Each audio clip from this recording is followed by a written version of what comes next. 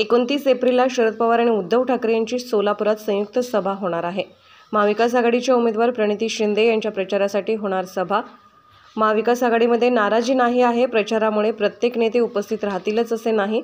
माढा लोकसभेतील सभा करून शरद पवार व उद्धव ठाकरे या सभास्थळी येतील। संध्याकाळी 7 वाजता सभा होणार आहे।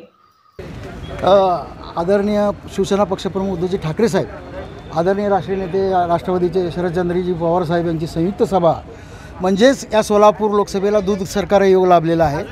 कारण या दोन्ही नेत्यांचे विचार आणि सभा एकत्रित सोलापूर लोकसभेच्या मतदारापर्यंत पोहोचणार आहे आणि त्यामुळं सभेचं नियोजन आम्ही करू, पण प्रचंड ताकदीने सभा लोकच सक्सेस करणार आहेत। अशा पद्धतीचं वातावरण उद्याच्या 29 तारखेला आपल्याला दिसेल। त्यांना सांगितलं नाही नाराजी हे बघा, आपल्याला सांगतो, लोकसभेची पहिली बैठक राष्ट्रवादीच्या त्या पूर्व मंगळपेठमधल्या कार्यालयामध्ये आम्ही सगळ्यांनी शिंदेसाहेबांसह संयुक्तपणे घेतलेली आहे।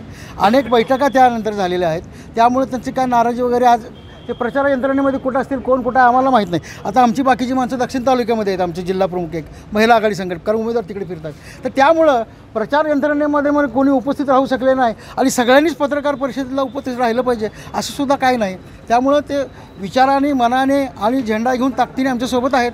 आघाडीचा उमेदवार जसं आम्हाला निवडून आणणार तसं त्यांच्यावरही जबाबदारी आहेच।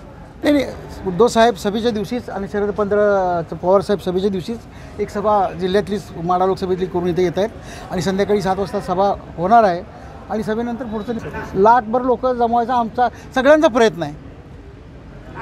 कधी तर जास्तच जमतील, कारण खुर्च्या भरून उभारले की तुम्ही ओळखायचं लाख लोक झाले, मग तेवढे लोक दिसल्यानंतर मी पुन्हा आत्ताचं सारखं 5000 लोक होते असं म्हणतात, ते 2000 लोक असं म्हणू नका, फक्त तुम्ही अंदाज करा।